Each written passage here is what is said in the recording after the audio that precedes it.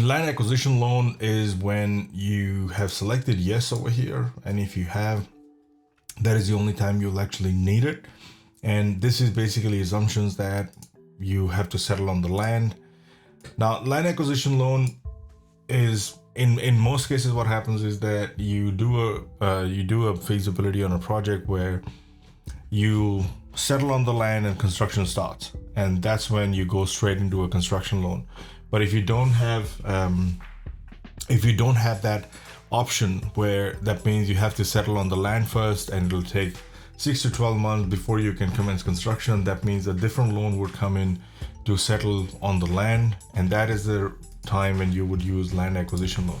Now it is exactly the same as we use in lead developer, but in here we have different options. For example, LTC, which is your loan to cost ratio, your annual interest, and you can select that to be variable.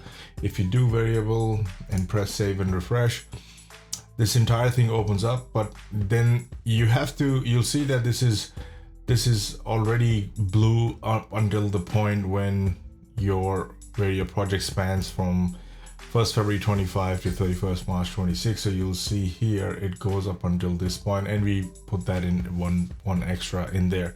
And what you have to do is make sure that you put that interest rate for each one of these months, because it allows you to have a variable interest rate for each month.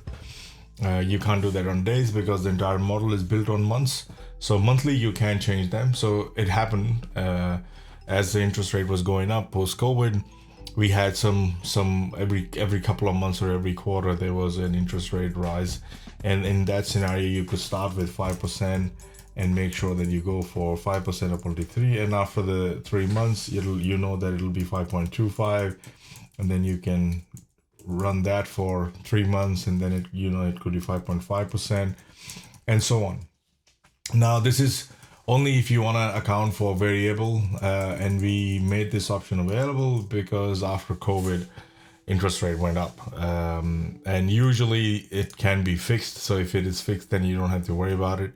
That's the annual interest rate that you use. You can change that to 5%, 6%. So now remember this, if you press 5 and you made a mistake like that, just go Control Z or Command Z and just go 5.0, so that percentage is always there, because otherwise the formatting changes and the calculation will be impacted based on that.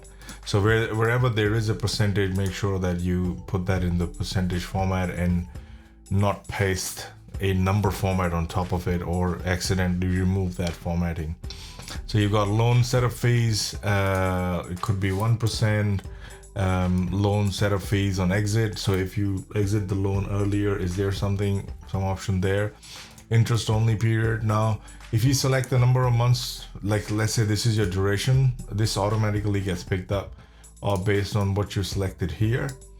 And I know it says 14, but this one goes on for an extra month, and that is because of the way the calculation would, like if you start off in this month, you're actually paying the interest for that month in the following month, and that's the reason we account for those. Loan term is automatically again picked up. You don't have to worry about it. This is all picked up automatically. Interest only period, then you select, okay, if your loan is equal to that means it's an interest only loan. That's simple. You make that 0, this automatically becomes a principal and interest loan. So that means you're paying both the principal and the interest.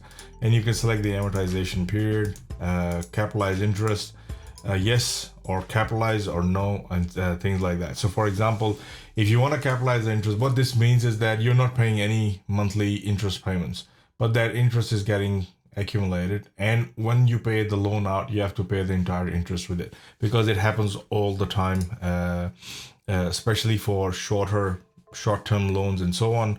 You can get a loan where the interest will keep accumulating for 5 months, and then when you pay it off or the construction loan comes in to pay that out, it automatically takes into account the interest due for the last 5 months to be paid out on that date. If it is not, just say no. That means interest payments are going on a monthly basis.